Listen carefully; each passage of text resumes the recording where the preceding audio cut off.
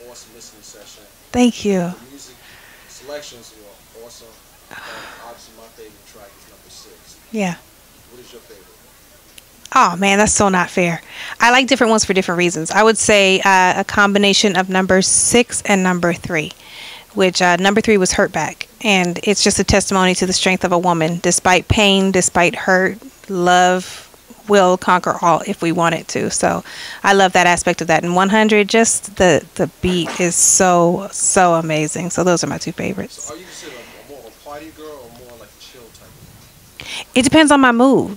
You know what I mean? You can tell a lot from my music. If I'm going through something and I really need the Lord, I have no problem playing my gospel. But on the other hand, if I want to turn up, I know Nicki Minaj, Lil Wayne, Drake very well. Coming from television, film, how restricting was it for you not to be able to do your music on the shows? Oh, Was that even an option for you? it was really hard. I don't know if people know, but I've been working on the music for about 4 years.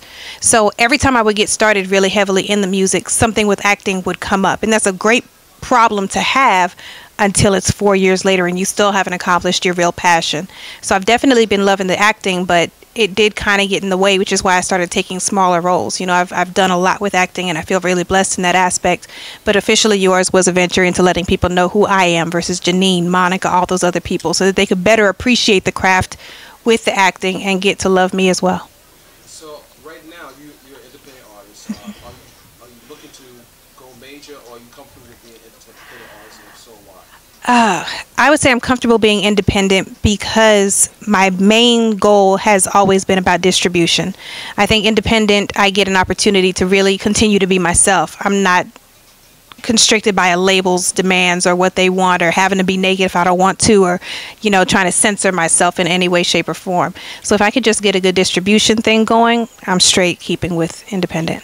How are you able to juggle both music and film and succeed successfully in both of them? It took me 4 years to figure that joker out.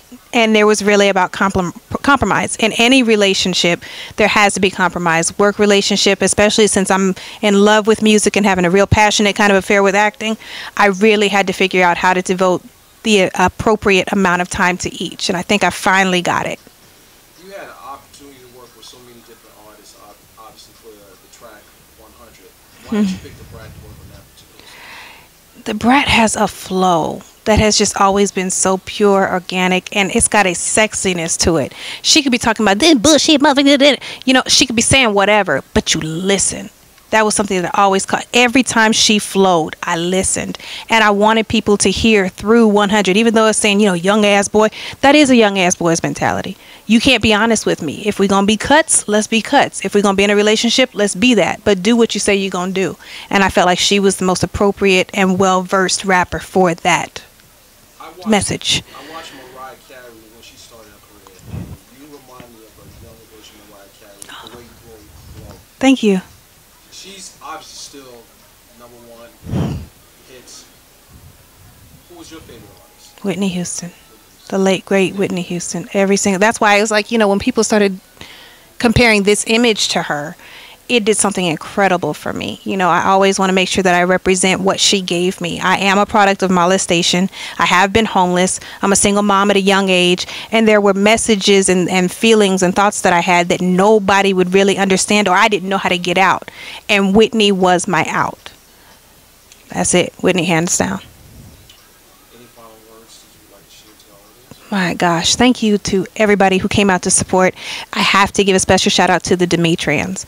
Aisha Marie, Faith Brown, Shell Bells, Sydney Simone, all of them have been riding hard for me since MySpace. I don't even know how long that's been. That's a long time. And to see the turnout, I think we were expecting like 40 to 50 people. It was like 100 plus, like there was standing room only. So I just really want to give everybody love back that they've been giving me. They can follow me at Demi McKinney on Twitter, at Demetria, the number 4 and real on Instagram. The website is Demetria McKinney, and Facebook is officially Demetria McKinney. Last question.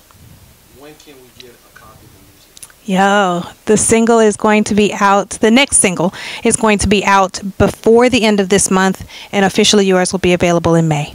That's dope. Thank Thank you. you.